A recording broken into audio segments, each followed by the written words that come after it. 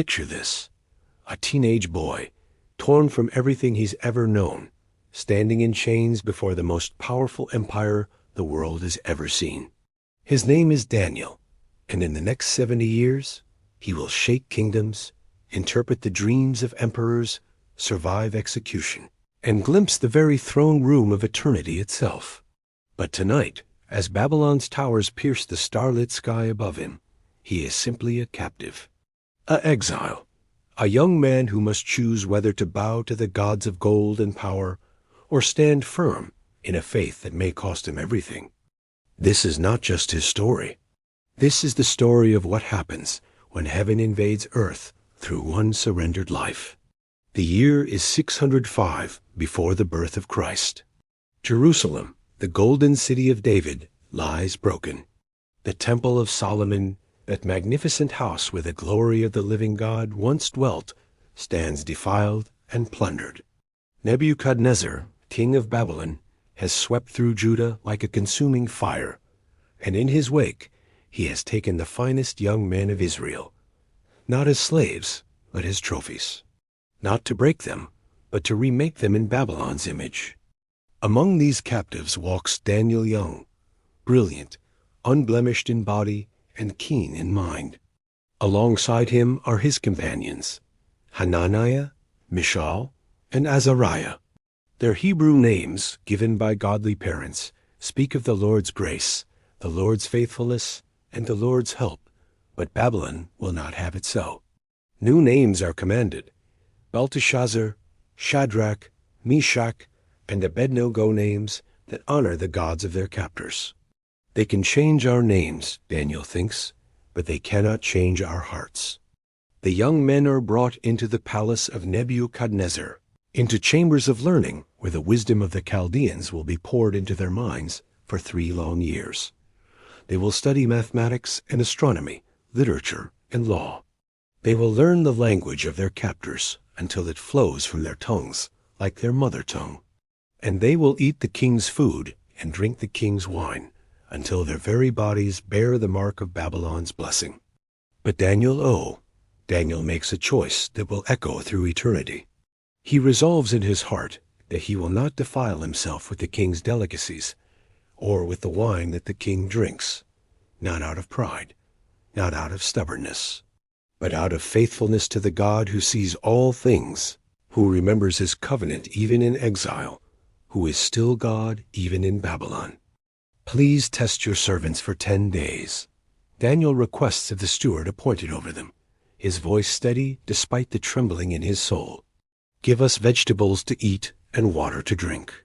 Then compare our appearance with the young men who eat the king's food, and deal with your servants according to what you see. 10 days. 10 days to prove that the God of Israel is stronger than the cuisine of Babylon. 10 days to demonstrate that holiness produces a beauty that no earthly luxury can counterfeit. And behold, at the end of 10 days, Daniel and his companions appear better and fatter in flesh than all the young men who ate the king's delicacies. Their faces glow with health, their eyes shine with clarity, their very bearing speaks of a strength that comes from another source entirely. But this is only the beginning. God, the God of Abraham, Isaac, and Jacob, gives these 4 young men knowledge and skill in all literature and wisdom. And to Daniel, he grants something more, understanding in all visions and dreams. This gift will become the key that unlocks the mysteries of kingdoms and the secrets of eternity itself. Years pass.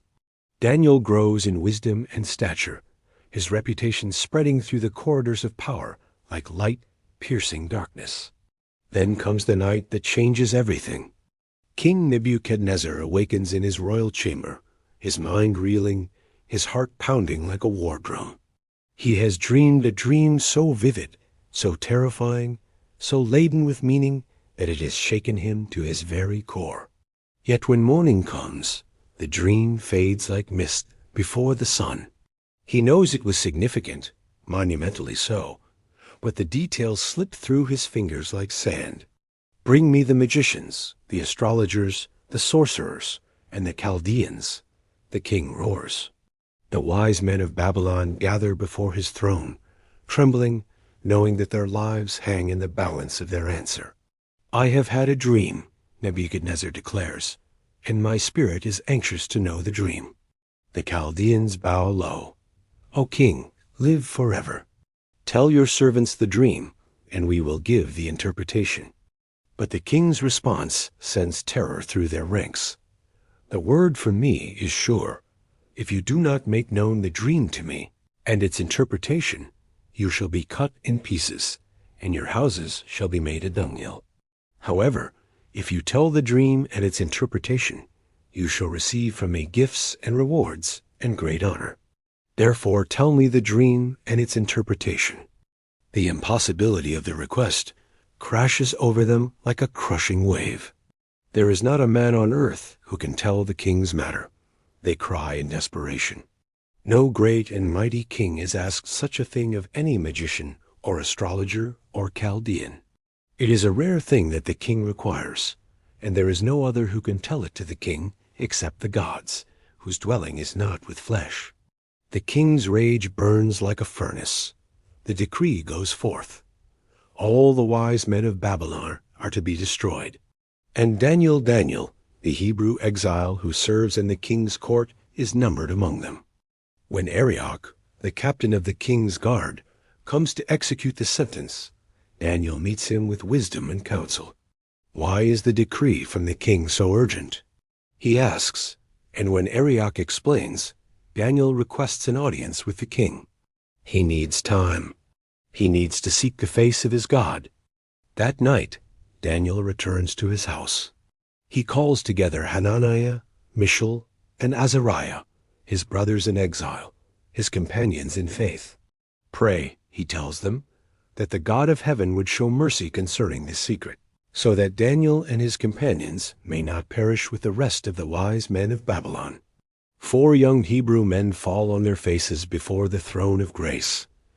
They cry out to the God who knows the end from the beginning, who holds the hearts of kings in his hand, who sees in the darkness as clearly as in the light. They plead not for their own lives merely, but for the lives of all the wise men who will die if heaven does not intervene. And heaven hears. Heaven always hears the prayers of the faithful. That night, in a vision of the night, the secret is revealed to Daniel. The dream floods back into his mind with perfect clarity, and with it, the interpretation that will shake the foundations of empires. Daniel awakens and falls immediately to his knees, his heart overflowing with praise. Blessed be the name of God forever and ever, for wisdom and might are his. And he changes the times and the seasons. He removes kings and raises up kings. He gives wisdom to the wise and knowledge to those who have understanding. He reveals deep and secret things. He knows what is in the darkness, and light dwells with him. I thank you and praise you, O God of my fathers. You have given me wisdom and might, and have now made known to me what we asked of you, for you have made known to us the king's demand. The morning sun has barely touched the towers of Babylon when Daniel stands before Arioch. "Do not destroy the wise men of Babylon," he declares. "Take me to the king, and I will tell the king the interpretation." Arioch, amazed and hopeful, brings Daniel swiftly before Nebuchadnezzar. The king studies this young Hebrew, this exile who claims to possess what all his wise men could not provide. "Are you able to make known to me the dream which I have seen, and its interpretation?" Daniel's answer will ring through the halls of history. The secret which the king has demanded, the wise men, the astrologers, the magicians, and the soothsayers cannot declare to the king. But there is a God in heaven who reveals secrets, and he has made known to King Nebuchadnezzar what will be in the latter days.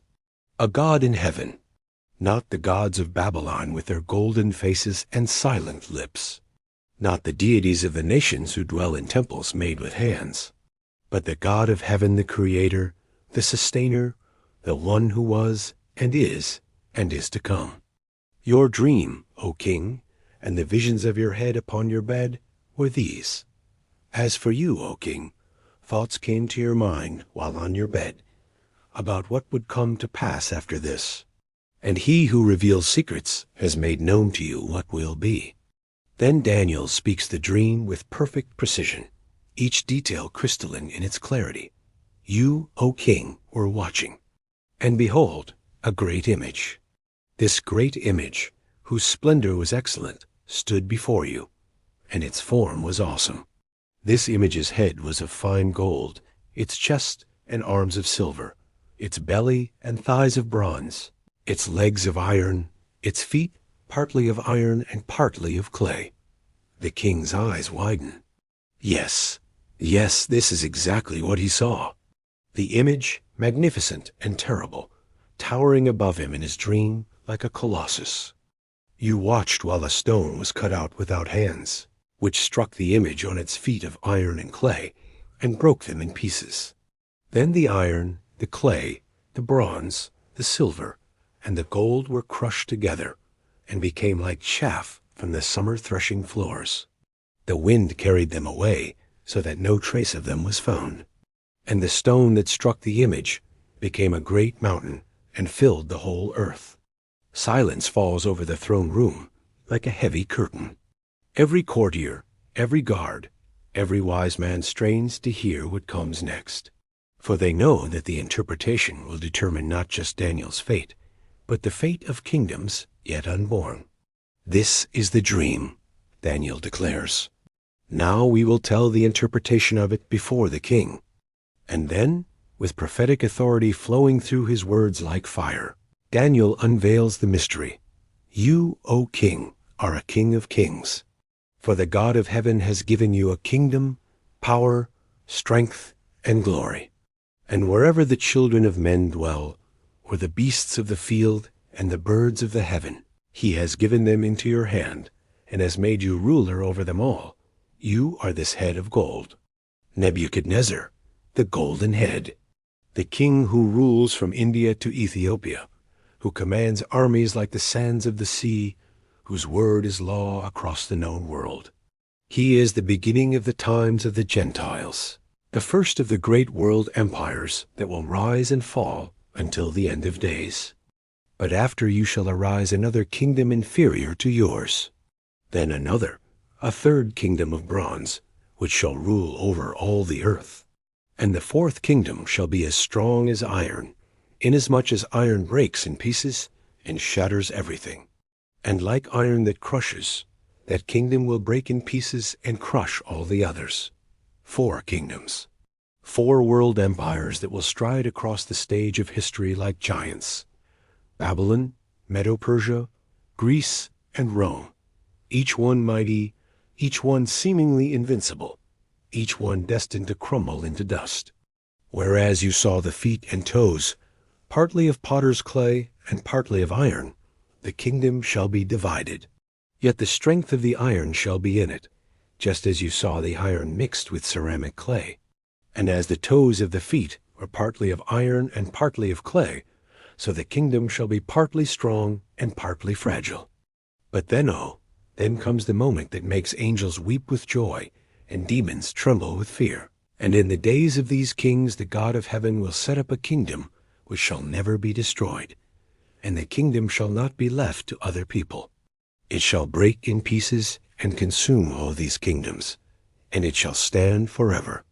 Inasmuch as you saw that the stone was cut out of the mountain without hands, and that it broke in pieces.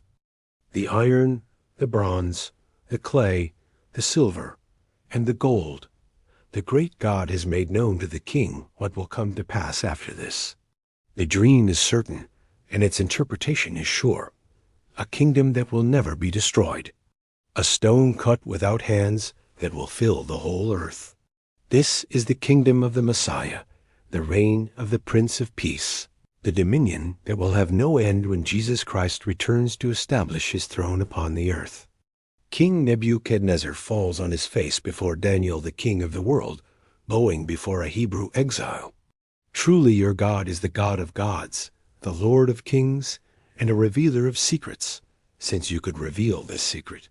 Daniel is elevated to ruler over the whole province of Babylon, chief administrator over all the wise men of the empire.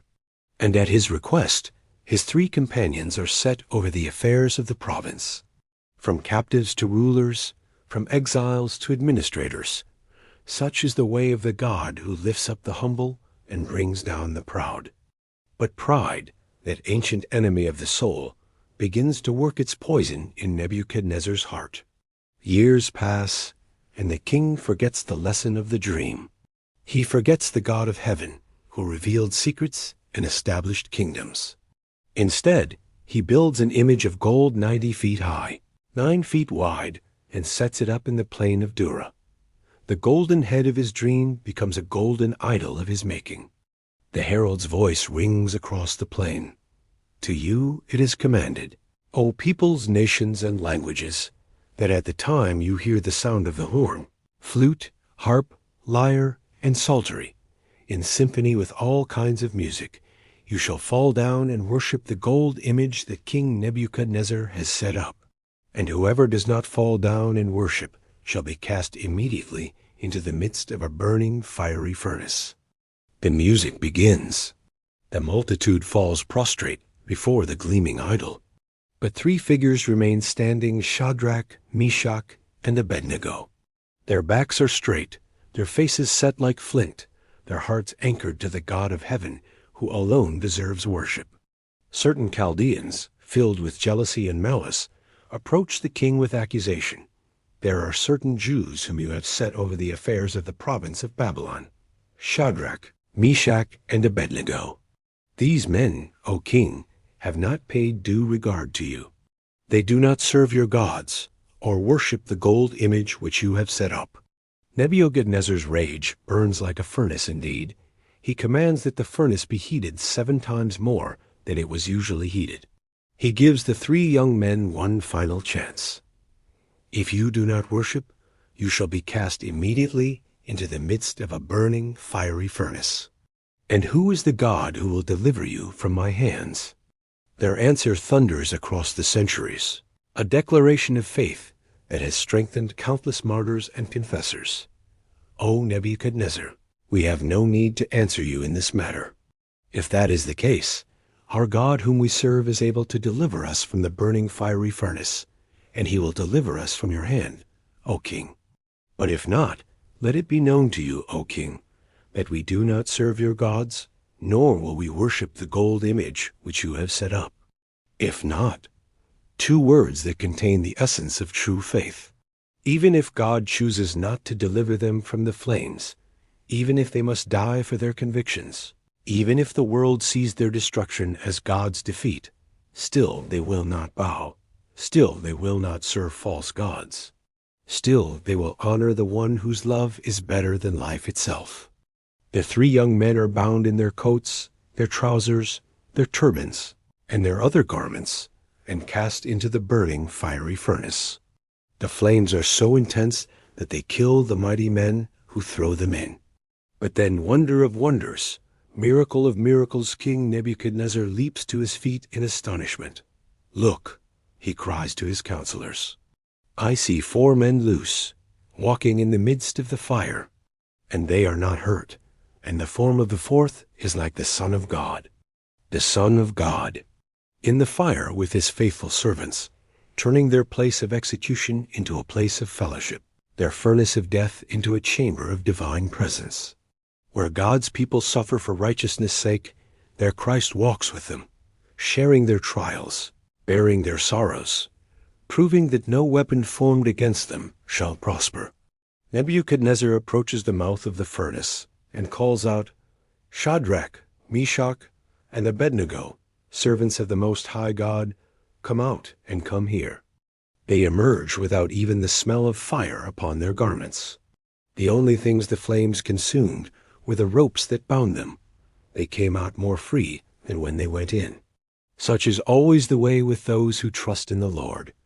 Their trials burn away their bonds and leave them walking in liberty. The king makes a decree. Blessed be the God of Shadrach, Meshach, and Abednego, who sent his angel and delivered his servants who trusted in him. And they have frustrated the king's word and yielded their bodies, that they should not serve nor worship any god except their own God. Therefore, I make a decree that any people, nation, or language which speaks anything amiss against the God of Shadrach, Meshach, and Abednego shall be cut in pieces, and their houses shall be made an ash heap, because there is no other God who can deliver like this. But still Nebuchadnezzar does not surrender his heart fully to the Most High. His pride swells like a river in flood season, until God must humble him in ways that will make his story a warning to every ruler who exalts himself above the heavens. It happens during a time of peace and prosperity. The king walks in his palace, surveying his mighty Babylon with its hanging gardens and soaring towers. Is not this great Babylon, that I have built for a royal dwelling by my mighty power and for the honor of my majesty? The words are still in his mouth when the voice from heaven falls like thunder. King Nebuchadnezzar, to you it is spoken, the kingdom has departed from you, and they shall drive you from men, and your dwelling shall be with the beasts of the field. They shall make you eat grass like oxen, and 7 times shall pass over you, until you know that the Most High rules in the kingdom of men, and gives it to whomever he chooses. That very hour the word is fulfilled. The mighty king becomes like a beast, his hair grows like eagle's feathers, his nails like bird's claws. For 7 years he grazes in the fields, humbled to the dust, learning through madness what he would not learn through mercy, that the God of heaven is sovereign over all. But oh, the grace that follows judgment. When the days of his humiliation are complete, Nebuchadnezzar lifts his eyes to heaven. His understanding returns, and with it comes a heart transformed by suffering into worship. I blessed the Most High, and praised and honored him who lives forever. For his dominion is an everlasting dominion, and his kingdom is from generation to generation. All the inhabitants of the earth are reputed as nothing. He does according to his will in the army of heaven and among the inhabitants of the earth. No one can restrain his hand or say to him, "What have you done?" The king is restored to his throne, but now he rules as one who knows his place beneath the King of Kings. His final words ring with hard-won wisdom. Now I, Nebuchadnezzar, praise and extol and honor the King of heaven, all of whose works are truth and his ways justice. And those who walk in pride he is able to put down. Time flows like a river toward the ocean of eternity. Nebuchadnezzar passes from the scene, and his son Belshazzar takes the throne of Babylon. But this new king has learned nothing from his father's humbling. Where Nebuchadnezzar was eventually humbled into worship, Belshazzar hardens his heart against the Most High. Daniel, now an old man with silver hair and eyes that have seen the rise and fall of kingdoms, serves faithfully still. Though kingdoms change and rulers pass away, he remains constant in his devotion to the God of heaven.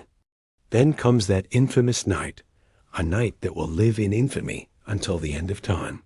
Belshazzar makes a great feast for 1,000 of his lords and drinks wine before them all.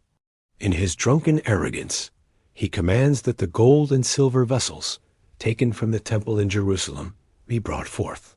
These sacred cups and bowls, consecrated to the service of the Most High, become drinking vessels for Babylon's debauchery. As Belshazzar and his lords, his wives and his concubines drink wine from the holy vessels, they praise the gods of gold and silver, bronze and iron, wood and stone. The very goblets that once held the wine of Holy Communion now pour out libations to lifeless idols. It is sacrilege of the highest order, a direct affront to the God whose temple they have plundered. But suddenly, in the midst of their revelry, in the height of their blasphemy, the fingers of a man's hand appear, writing upon the plaster of the wall of the king's palace opposite the lampstand. The divine hand writes words that no one can read, letters that burn themselves into the consciousness of every person present. King Belshazzar sees the part of the hand that writes, and his countenance changes. His thoughts trouble him, his knees shake, and his hip joints loosen. Terror grips him like an iron fist. Bring in the astrologers, Chaldeans, and soothsayers. He cries, but none of the wise men of Babylon can read the writing or make known its interpretation. The king's distress increases, his lords are astonished, and panic spreads through the palace like wildfire. Then the queen mother, remembering the days of Nebuchadnezzar, speaks words that will summon heaven's interpreter to earth's crisis. O king, live forever. Do not let your thoughts trouble you, nor let your countenance change. There is a man in your kingdom in whom is the spirit of the holy God. And in the days of your father, light and understanding and wisdom, like the wisdom of the gods, were found in him. And King Nebuchadnezzar, your father the king, made him chief of the magicians, astrologers, Chaldeans, and soothsayers, inasmuch as an excellent spirit, knowledge, understanding, interpreting dreams, solving riddles, and explaining enigmas were found in this Daniel, whom the king named Belteshazzar. Now let Daniel be called, and he will give the interpretation. Daniel is brought before the terrified king. Though he is now aged, his bearing is still noble, his eyes still clear with the light of divine wisdom. Belshazzar looks upon him with desperation and hope warring in his heart. Are you that Daniel who is one of the captives from Judah, whom my father the king brought from Judah? I have heard of you, that the Spirit of God is in you, and that light and understanding and excellent wisdom are found in you. Now the wise men, the astrologers, have been brought in before me, that they should read this writing and make known to me its interpretation. But they could not give the interpretation of the thing. And I have heard of you, that you can give interpretations and explain enigmas. Now if you can read the writing and make known to me its interpretation, you shall be clothed with purple, and have a chain of gold around your neck, and shall be the third ruler in the kingdom. But Daniel, this man who has served kings and outlasted empires, shows no interest in earthly rewards when eternity hangs in the balance. His response carries the weight of divine authority. Let your gifts be for yourself, and give your rewards to another. Yet I will read the writing to the king, and make known to him the interpretation. First, Daniel delivers a sermon that cuts to the very heart of Belshazzar's sin. He recounts how the Most High God gave Nebuchadnezzar a kingdom and majesty and glory and honor, how pride brought him low, and how humility restored him. Then comes the devastating indictment. But you, his son, Belshazzar, have not humbled your heart, although you knew all this. And you have lifted yourself up against the Lord of heaven. They have brought the vessels of his house before you, and you and your lords, your wives, and your concubines have drunk wine from them. And you have praised the gods of silver and gold, bronze and iron, wood and stone, which do not see or hear or know. And the God who holds your breath in his hand and owns all your ways, you have not glorified. The God who holds your breath in his hand. Every heartbeat, every breath, every moment of existence flows from his gracious will. Yet Belshazzar has used the very life God gave him to mock the giver of life itself. Then the fingers of the hand were sent from him, and this writing was written. And this is the inscription that was written: Mene, Mene, Tekel, Upharsin. The words hang in the air like a death sentence. Then Daniel provides the interpretation that will echo through the halls of judgment until the end of time. This is the interpretation of each word. Mene, God has numbered your kingdom and finished it. Tekel, you have been weighed in the balances and found wanting. Pairs, your kingdom has been divided and given to the Medes and Persians. Numbered, weighed, divided, the threefold verdict of heaven upon a kingdom that has exalted itself against the Most High. That very night, Belshazzar, king of the Chaldeans, is slain, and Darius the Mede receives the kingdom. The great golden head of Nebuchadnezzar's dream has fallen. Babylon, the mighty, the seemingly eternal, crumbles into dust as the silver chest and arms of Medo-Persia rise to take its place. The wheel of prophecy turns exactly as God foretold, and Daniel remains, a constant witness to the faithfulness of the God who changes times and seasons, who removes kings and sets up kings. Under the new regime of Darius the Mede, Daniel's excellence of spirit ensures his continued prominence. Though now over 80 years of age, his wisdom and integrity shine so brightly that King Darius considers setting him over the whole realm. But with honor comes hatred. With elevation comes opposition. The presidents and princes of the new kingdom search desperately for some charge against Daniel concerning the kingdom, but they can find no corruption or fault in him. His faithfulness is beyond reproach, his integrity unassailable. In their frustration, they reach a chilling conclusion. We shall not find any charge against this Daniel unless we find it against him concerning the law of his God. And so they craft their trap with diabolical cunning. They come to King Darius with flattery dripping like honey from their lips. King Darius, live forever. All the governors of the kingdom, the administrators and satraps, the counselors and advisers, have consulted together to establish a royal statute and to make a firm decree that whoever petitions any god or man for 30 days, except you, O king, shall be cast into the den of lions. Now, O king, establish the decree and sign the writing, so that it cannot be changed, according to the law of the Medes and Persians, which does not alter. The king, flattered by this apparent elevation of his divine status, signs the decree. But the ink is barely dry when the conspirators rush to Daniel's house, knowing exactly what they will find. Daniel, when he learns of the decree, does not hide or compromise or seek some middle way. Instead, he goes to his house where, in his upper room with windows open toward Jerusalem, he kneels down on his knees 3 times that day and prays and gives thanks before his God, as was his custom since early days. 3 times a day, every day, for over 70 years in exile, Daniel has opened his windows toward Jerusalem and poured out his heart to the God of heaven. No decree of earthly kings will stop him now. No threat of death will silence his prayers. Like his 3 friends before the golden image, Daniel's loyalty belongs first and finally to the Most High.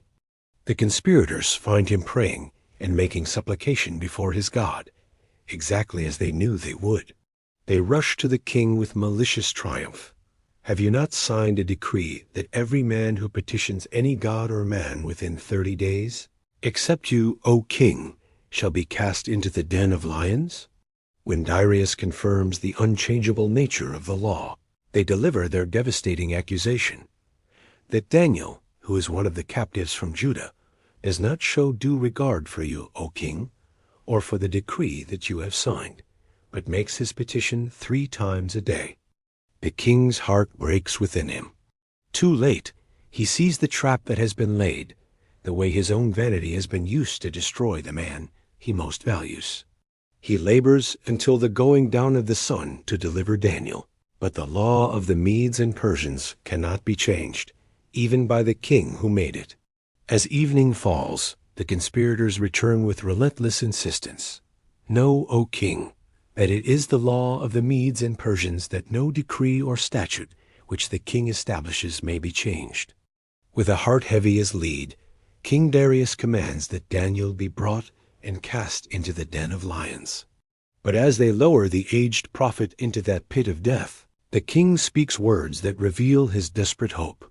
Your God, whom you serve continually, he will deliver you. A stone is brought and laid on the mouth of the den. The king seals it with his own signet ring and with the signets of his lords, that the purpose concerning Daniel might not be changed. Then Darius returns to his palace and spends the night fasting. No instruments of music are brought before him, and his sleep goes from him. But Daniel sleeps peacefully in the lion's den, his head pillowed perhaps on the mane of a great beast that has become as gentle as a lamb in the presence of God's protecting power. The angel of the Lord encamps around those who fear him and delivers them. Even in the valley of the shadow of death, Daniel fears no evil, for the Lord is with him. Very early in the morning, the king arises and goes in haste to the den of lions. When he comes to the den, he cries out with a lamenting voice, Daniel, servant of the living God, has your God, whom you serve continually, been able to deliver you from the lions. From the depths of the den comes a voice strong, clear, filled with joy. O King, live forever. My God sent his angel and shut the lions' mouths, so that they have not hurt me, because I was found innocent before him. And also, O King, I have done no wrong before you. The king is exceedingly glad and commands that Daniel be taken up out of the den. When he emerges, no injury is found on him, because he believed in his God. But those men who had accused Daniel are cast into the den of lions along with their children and their wives, and the lions overpower them and break all their bones in pieces before they even reach the bottom of the den. Then King Darius writes to all peoples, nations, and languages that dwell in all the earth. Peace be multiplied to you.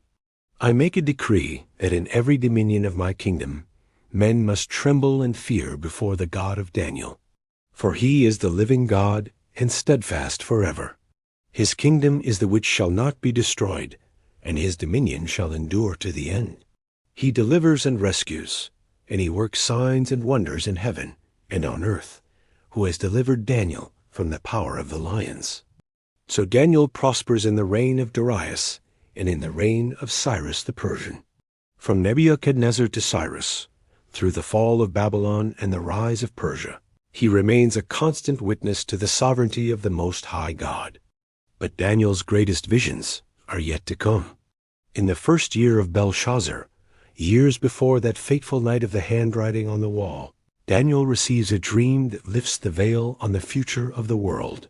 He sees 4 great beasts rising from the sea, the same 4 kingdoms represented in Nebuchadnezzar's image, but now revealed from heaven's perspective, not as a glorious statue, but as ravenous beasts.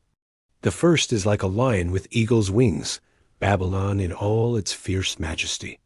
The second is like a bear, raised up on one side, with 3 ribs in its mouth, the Medo-Persian Empire, with its dual nature and its conquest of 3 great kingdoms. The third is like a leopard, with 4 wings and 4 heads Greece under Alexander, swift in conquest and divided after his death into 4 kingdoms. The fourth is dreadful and terrible, exceedingly strong, with iron teeth and 10 horns Rome, the empire that will dominate the world for centuries to come. But then Daniel sees something that makes his heart leap with wonder and fear. I watched till thrones were put in place, and the Ancient of Days was seated. His garment was white as snow, and the hair of his head was like pure wool. His throne was a fiery flame, its wheels a burning fire. A fiery stream issued and came forth from before him. 1,000 thousands ministered to him. 10,000 times 10,000 stood before him. The court was seated, and the books were opened. The Ancient of Days, the eternal God taking his place as judge of all the earth. Daniel sees the heavenly courtroom where all earthly kingdoms will be called to account, where every proud empire will bow before the sovereignty of the Most High. And then, wonder of wonders, he sees one like the Son of Man coming with the clouds of heaven. He came to the Ancient of Days, and they brought him near before him. Then to him was given dominion and glory and a kingdom, that all peoples, nations, and languages should serve him. His dominion is an everlasting dominion, which shall not pass away, and his kingdom the one which shall not be destroyed. The Son of Man, the Messiah, the one who will crush the kingdoms of this world and establish his reign of righteousness and peace. Daniel sees him centuries before his birth in Bethlehem, beholds his glory before he walks the dusty roads of Galilee, witnesses his coronation before he dies on Calvary's cross. This is the stone cut without hands that will fill the whole earth, the King whose kingdom will have no end. But there are more visions to come, revelations that will pierce Daniel's heart with their clarity and shake his soul with their significance. In the 3rd year of King Belshazzar, Daniel receives a vision that unfolds the future with prophetic precision. He sees a ram with 2 horns standing beside the river of the Medo-Persian Empire with its dual monarchy. Then comes a male goat from the west with a notable horn between his eyes, moving across the face of the whole earth without touching the ground. Alexander the Great, conquering the world with breathtaking speed. The goat attacks the ram with furious power, breaking his two horns, casting him down to the ground and trampling him. But when the great horn of the goat is broken at the height of its strength, four notable horns grow up in its place toward the four winds of heaven, the fourfold division of Alexander's empire after his death. From one of these horns comes a little horn that grows exceedingly great toward the south, toward the east, and toward the glorious land. This horn represents a ruler who will rise against the Prince of Princes, who will cast truth down to the ground and practice deceit, who will even magnify himself against the Prince of the host and take away the daily sacrifices.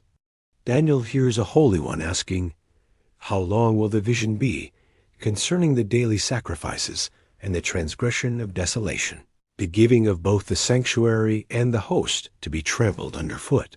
The answer comes like thunder, "For 2,300 days. Then the sanctuary shall be cleansed." The vision leaves Daniel faint and sick for days. The weight of future sufferings, the knowledge of coming tribulations for his people, a glimpse of persecution and desolation, all of this presses upon his prophetic heart like a crushing burden. Yet he continues to serve faithfully in the king's business, even as his spirit wrestles with the mysteries of God's eternal purposes. Years pass. The handwriting appears on Belshazzar's wall. Babylon falls to the Medes and Persians exactly as foretold. Daniel, now serving under Darius, turns his attention to the sacred scrolls, studying the prophecy of Jeremiah concerning the 70 years of captivity. As he calculates the times and realizes that the period of exile is nearly complete, his heart overflows with intercession for his people. What follows is one of the most magnificent prayers in all of Scripture, a prayer that combines confession and petition, humility and hope, acknowledgement of sin and appeal to grace. Daniel sets his face toward the Lord God to make request by prayer and supplications, with fasting, sackcloth, and ashes.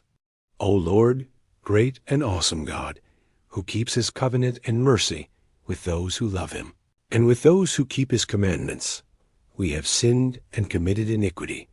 We have done wickedly and rebelled, even by departing from your precepts and your judgments. Though Daniel himself has lived a life of exemplary faithfulness, he identifies completely with his people's sin. He does not stand apart as the righteous one pointing fingers at the guilty, but joins his voice to the confession of the nation. This is the heart of true intercession, bearing the burdens of others as if they were your own, pleading for mercy, not on the basis of personal merit, but on the character of God alone. O my God, incline your ear and hear. Open your eyes and see our desolations, and the city which is called by your name. For we do not present our supplications before you because of our righteous deeds, but because of your great mercies. O Lord, hear. O Lord, forgive. O Lord, listen and act. Do not delay for your own sake, my God, for your city and your people are called by your name. As Daniel pours out his heart in prayer, heaven begins to move. The angel Gabriel, whom Daniel had seen in the former vision, flies swiftly to him at the time of the evening offering. With a touch that brings both comfort and awe, Gabriel speaks words that will unlock the timeline of redemption itself. Daniel, I have now come forth to give you skill to understand. At the beginning of your supplications, the command went out, and I have come to tell you, for you are greatly beloved. Therefore consider the matter and understand the vision. Greatly beloved. Oh, what words to hear from the throne room of eternity. This man who has served faithfully through decades of exile, who has maintained his integrity in the face of every temptation, who has interceded for his people with tears and fasting, he is greatly beloved by the God of heaven. Then Gabriel reveals the prophecy of the 70 weeks, 70 periods of 7 years that will encompass the entire prophetic program for Israel and the world. 70 weeks are determined for your people and for your holy city, to finish the transgression, to make an end of sins, to make reconciliation for iniquity, to bring in everlasting righteousness, to seal up vision and prophecy, and to anoint the most holy. The angel outlines the precise timeline. Know therefore and understand that from the going forth of the command to restore and build Jerusalem until Messiah the Prince, there shall be 7 weeks and 62 weeks. The street shall be built again, and the wall, even in troublesome times. And after the 62 weeks, Messiah shall be cut off, but not for himself. And the people of the prince who is to come shall destroy the city and the sanctuary. Cut off, but not for himself. Here, centuries before Calvary, Daniel sees the sacrificial death of the Messiah, the Lamb of God who takes away the sin of the world, who dies not for his own sins, for he has none, but for the sins of his people. The precision of this prophecy is breathtaking. It pinpoints not only the general era of Vaha, Messiah's coming, but the very nature of his mission, to die as a substitute for sinners.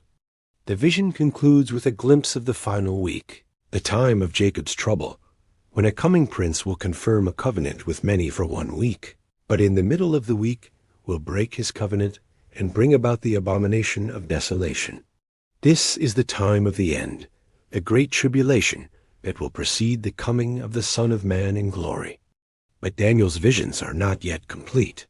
In the 3rd year of Cyrus king of Persia, when Daniel is now over 90 years of age, he receives his final and most comprehensive revelation.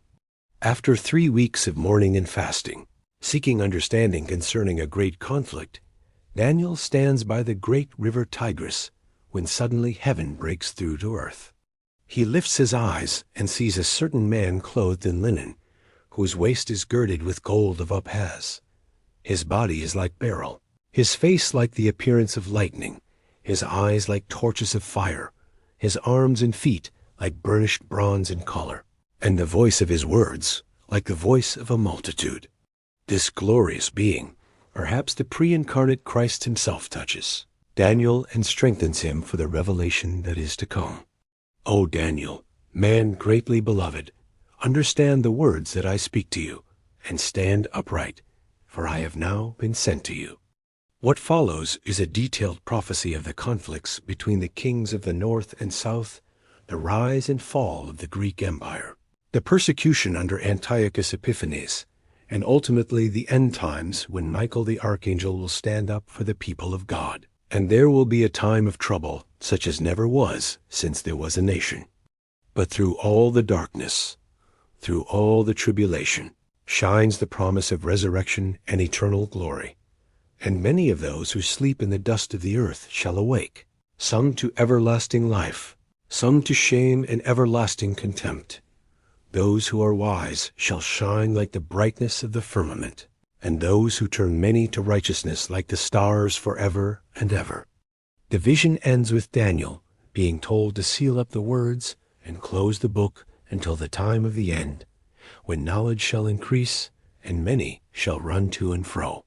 When Daniel asks how long it shall be until the end of these wonders, he is told that it shall be for a time, times, and half a time 3.5 years, that mysterious period that appears throughout prophecy as the duration of the final tribulation. Go your way, Daniel, comes the final word from heaven, for the words are closed up and sealed till the time of the end. Many shall be purified, made white and refined, but the wicked shall do wickedly. And none of the wicked shall understand, but the wise shall understand.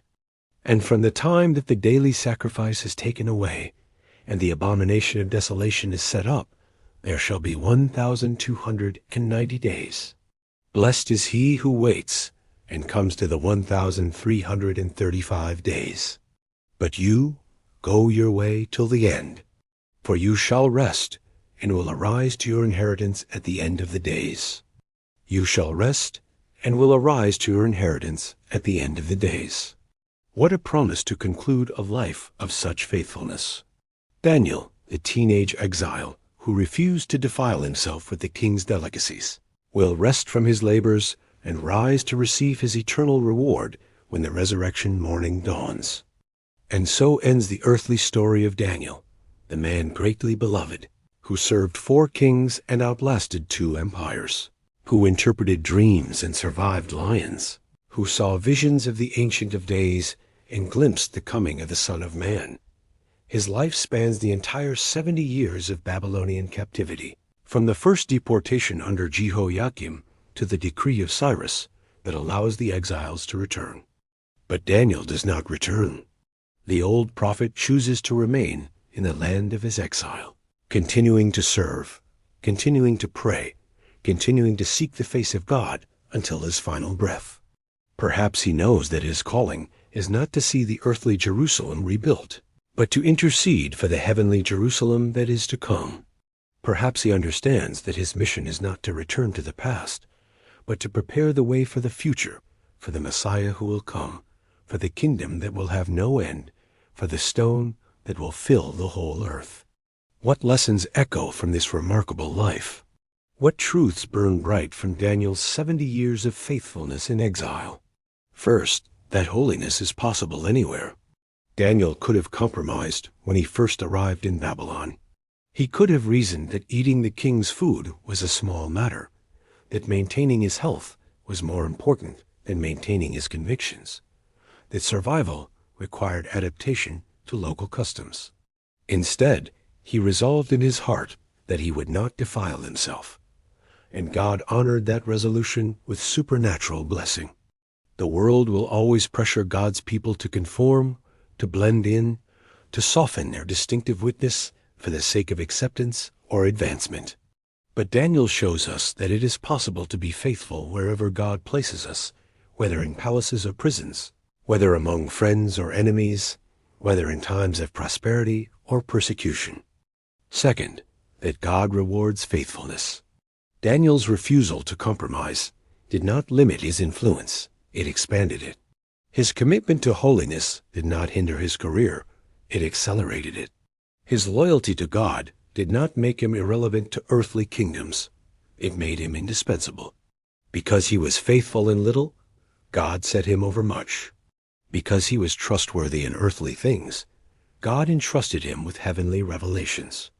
The way up in God's kingdom is always down. The path to true greatness runs through the valley of humility. Those who would be great must become servants. Those who would lead must learn to follow. Those who would be exalted must first be willing to be abased. Third, that prayer is the secret of spiritual power. Throughout his long life, Daniel maintains his habit of prayer 3 times daily. No royal appointment, no pressing responsibility, no threat of persecution can turn him from this sacred discipline. His windows are always open toward Jerusalem, his heart always turned toward the God of heaven. It is no accident that Daniel receives more prophetic revelation than perhaps any other biblical character, except for the apostle John. The man who speaks much with God is the man to whom God speaks much. The heart that is tuned to heaven's frequency is the heart that can receive heaven's transmissions. Fourth, that intercession changes history. When Daniel reads Jeremiah's prophecy about the 70 years of captivity, he does not simply wait passively for the time to expire. Instead, he falls on his face in prayer and supplication, confessing his people's sins and pleading for God's mercy. Before his prayer is finished, Gabriel is flying to him with revelations that will illuminate the entire future of redemption. God works through the prayers of his people. He waits for someone to stand in the gap, to build up the wall, to make intercession for the land. Daniel becomes such a man, and through his prayers, the course of empires is altered and a timeline of prophecies revealed. Fifth, that God's purposes will ultimately prevail. Daniel lives through the rise and fall of kingdoms, the triumph and defeat of empires, the glory and shame of earthly rulers. He sees Nebuchadnezzar exalted and humbled, Belshazzar crowned and killed, Babylon conquered, and Persia ascendant. Through it all, he learns that human kingdoms are temporary, but God's kingdom is eternal. The statue in Nebuchadnezzar's dream may seem impressive, but it has feet of clay. The beasts in Daniel's vision may appear powerful, but they are subject to the Ancient of Days. The little horn may exalt himself against the Most High, but he will be broken without human hand. In the end, every knee will bow and every tongue confess that Jesus Christ is Lord, to the glory of God the Father. Sixth, that faithfulness in this life leads to glory in the life to come. Daniel's story does not end with his death. He is promised that he will arise to his inheritance at the end of the days. The man who remained faithful in exile will be rewarded in the eternal kingdom. The servant who was trustworthy with earthly responsibilities will be entrusted with heavenly authority. This is the hope that sustains every believer through trials and tribulations, through persecution and pain, through the long years of faithful service in a fallen world. We are not working for earthly rewards that rust and decay, but for heavenly treasures that endure forever. We are not serving earthly masters who will pass away, but the eternal King whose kingdom has no end. And finally, that every believer can be a Daniel in their generation. We may not all receive visions of the end times or interpret the dreams of kings, but we can all resolve in our hearts not to defile ourselves with the world's compromises. We can all maintain our integrity in the face of pressure and temptation. We can all pray with persistence and intercede with passion. We can all serve faithfully wherever God places us, knowing that He sees and remembers every act of loyalty, every moment of courage, every choice for righteousness over convenience. The God who is with Daniel in Babylon is with us in whatever exile we may face. The God who shut the lions' mouths is still able to deliver His people from every danger. The God who revealed the future to His servant still speaks to those who have ears to hear. The God who promised Daniel a glorious resurrection still holds out the same hope to all who trust in His Son. Daniel's story is our story. His God is our God. His hope is our hope. His destiny is our destiny. In a world that seems increasingly hostile to faith, where compromise appears to be the price of survival, where standing for truth can cost us everything we hold dear, we need the example of Daniel more than ever. We need his courage to stand alone when everyone else is bowing down. We need his wisdom to navigate the corridors of power without losing our souls. We need his prayer life to maintain our connection with heaven while serving on earth. We need his prophetic vision to see beyond the chaos of current events to the eternal purposes of God. Most of all, we need his unshakable confidence that God is sovereign over all the affairs of men, that every earthly kingdom will pass away, but the kingdom of our God and of his Christ will endure forever, that those who are faithful unto death will receive the crown of life, and that the stone cut without hands will indeed fill the whole earth with the glory of the Lord. The story of Daniel is ultimately the story of the triumph of faith over fear, of loyalty over compromise, of the eternal over the temporal. It is the story of a man who lived as a citizen of two kingdoms serving, faithfully in the earthly kingdom of Babylon, while maintaining his citizenship in the heavenly kingdom of God. It is the story of how God uses ordinary people who make extraordinary choices to accomplish his purposes in the world. And it is a story that continues to this day in every believer who chooses faithfulness over convenience, who opens their windows toward Jerusalem and prays despite the king's decree, who stands with the three Hebrew young men and declares, "Our God is able to deliver us, but even if he does not, we will not bow. For we serve the God of Daniel, the God who changes times and seasons, who removes kings and sets up kings, who gives wisdom to the wise and knowledge to those who have understanding. He reveals deep and secret things. He knows what is in the darkness, and light dwells with him. His kingdom is an everlasting kingdom, and his dominion endures from generation to generation." And like Daniel, we await the day when the Son of Man will come with the clouds of heaven, when every earthly kingdom will bow before his throne, when the stone cut without hands will fill the whole earth, and when we too shall arise to our inheritance at the end of the days. Until that glorious morning dawns, may we live as Daniel lived, faithful in exile, courageous in crisis, persistent in prayer, and unshakable in our confidence Our God reigns now and forever. The story of Daniel is complete, but the God of Daniel lives on, and his kingdom shall have no end.